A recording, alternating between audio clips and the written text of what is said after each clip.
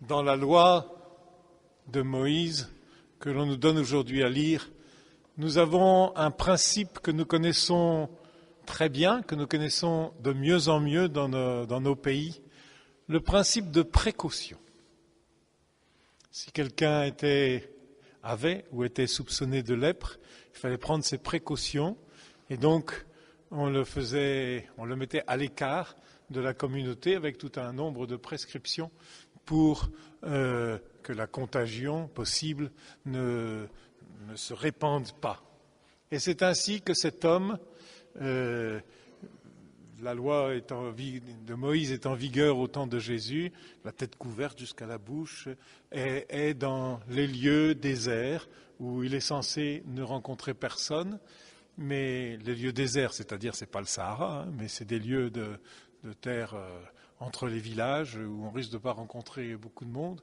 Mais Jésus qui va de village en village pour proclamer la parole, il le rencontre.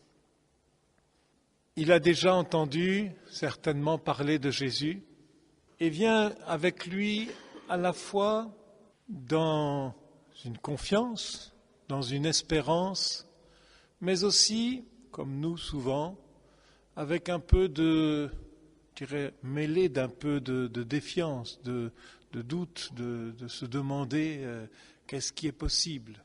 On le voit dans cette expression qu'il emploie, « si tu le veux, tu peux me guérir ». Car effectivement, quand nous sommes dans la maladie, quand nous sommes dans l'épreuve, comme nous sommes dans des chemins qui nous semblent des impasses où notre vie ne débouche pas sur les fruits que l'on voudrait, on risque de se demander quelle est la volonté de Dieu.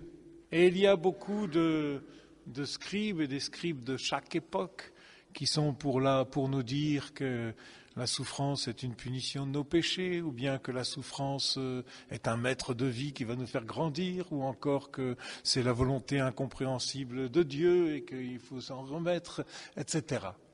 La question du lépreux, elle touche sur mais quelle est la volonté de Dieu? Quel est le sens? Quelle est la volonté de Dieu pour ma vie? Et à partir de son expérience, il se tourne vers le Seigneur. Et il a entendu, comme dans la personne de Jésus, un nouveau sens de la volonté de Dieu. Ou du moins, il ne peut pas se résoudre, comme énormément de nous tous, il ne peut pas se résoudre à ce que les scribes de chaque époque disent. Mais il découvre en Jésus ce que Jésus dira à travers les guérisons qu'il fait, à travers les rencontres qu'il fait. Il découvrira cette volonté de Dieu que Jésus exprimera, la volonté de mon Père, c'est que pas un de ces petits ne se perde. La volonté de Dieu, c'est que le dessein bienveillant de Dieu s'accomplisse sur la terre. Certes, il ne s'accomplit pas à la manière dont on voudrait, à la vitesse dont on voudrait dans nos projections, nos imaginations, où nous réfléchissons bien souvent sans le Seigneur. Mais il va découvrir dans cette rencontre avec Jésus celui qui frémit intérieurement, qui est touché de manière profonde par cet homme, par chaque homme qui est dans une situation de souffrance, d'impasse, de difficulté. Et aujourd'hui, nous venons en écoutant cet évangile pour nous laisser toucher par Jésus qui est saisi de compassion.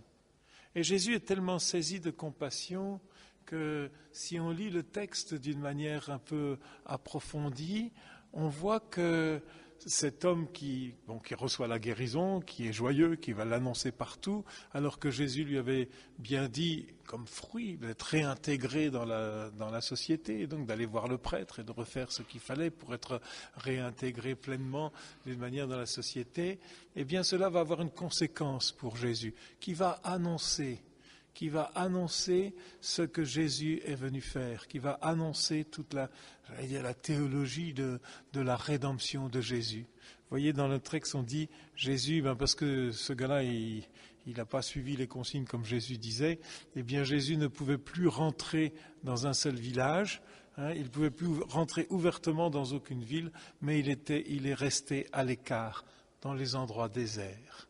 Et c'est exactement ce que fait Jésus. Il vient prendre sur lui nos souffrances, il vient prendre sur lui nos difficultés, nous communique la vie, mais lui, il se retrouve dans les endroits déserts, là où habitait cet homme auparavant.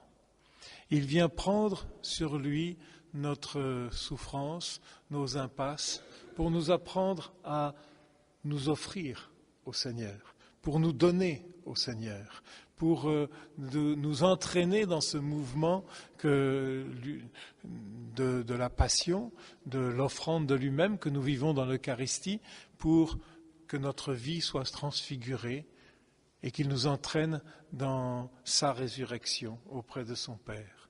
Voilà le mystère du Seigneur. Ce n'est pas simplement une belle petite histoire, c'est vraiment ce sens profond de cette rencontre que nous sommes appelés à faire Jésus, mais en demandant la grâce toujours de découvrir quelle est sa volonté.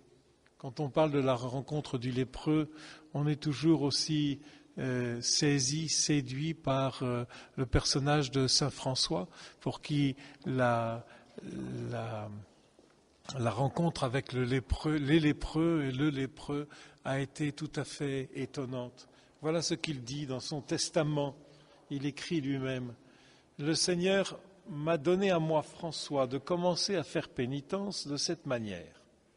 Quand j'étais dans le péché, il me semblait trop difficile de voir les lépreux. Et c'est le Seigneur lui-même qui me conduisit parmi eux, et je leur montrais de la miséricorde.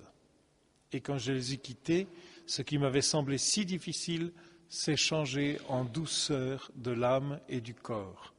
Et ensuite, j'ai attendu un peu, puis j'ai quitté le monde. » C'est étonnant de voir comment il découvre, alors qu'il était, comme il dit, encore dans le péché, dans une vie où Jésus était loin, où il n'était pas vivant dans son cœur, eh bien, quand il s'approche de celui qui est exclu, de celui qui est malade, de celui qui est en difficulté, eh bien, surpassant sa crainte, surpassant son dégoût, il le prend dans ses bras et Jésus le guérit, lui, de sa lèpre, de la lèpre du péché, c'est-à-dire de son orgueil.